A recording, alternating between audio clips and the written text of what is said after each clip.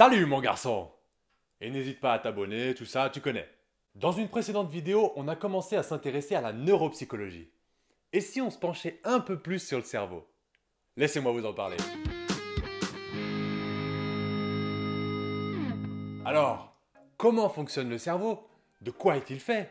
C'est ce qu'on va voir. Je vais m'exprimer le plus simplement possible pour que ce que je dis soit compris de tous. Je ne pourrai pas rentrer dans des détails trop pointus dans cette vidéo. Le cerveau est composé de milliards de petites cellules qui communiquent entre elles. Ce sont les neurones.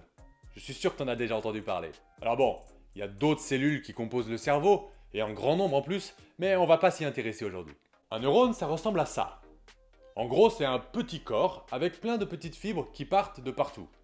Il va se connecter aux autres neurones grâce à ces fibres. Le corps des neurones va se retrouver à la surface du cerveau, et on appelle ça la matière grise.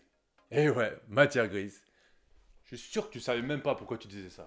Et les fibres des neurones, les fibres principales, vont se tourner vers l'intérieur du cerveau, en profondeur. Et on appelle ça la matière blanche. Encore une fois, c'est très schématique. Et tu sais comment les neurones communiquent? Avec des petites impulsions électriques. Ton cerveau n'est rien d'autre qu'un circuit imprimé très compliqué. Tu sais, un peu comme ceux qu'on fabriquait en cours de techno là.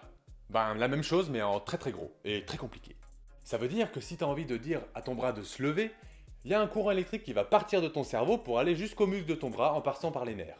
Là, je te parle de mouvement, lever son bras c'est un mouvement, mais ça marche aussi pour le langage, les autres fonctions cérébrales, le langage, la concentration, la mémoire, même l'audition, l'odorat, tout.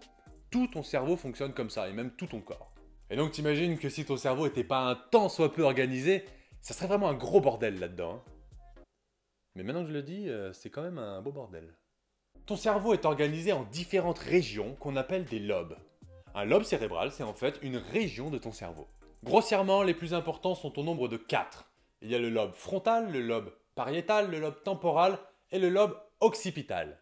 En neuropsychologie, on va être en mesure de prédire, en cas de lésion d'un lobe, quelle fonction va être perdue. Parce qu'on connaît la localisation des fonctions dans les différents lobes. En gros, hein, c'est pas du 100%, on connaît pas la localisation exacte, mais on sait à peu près quel lobe assure quelle fonction. Mais ça, tout ça, ça sera le sujet d'une prochaine vidéo. Ciao!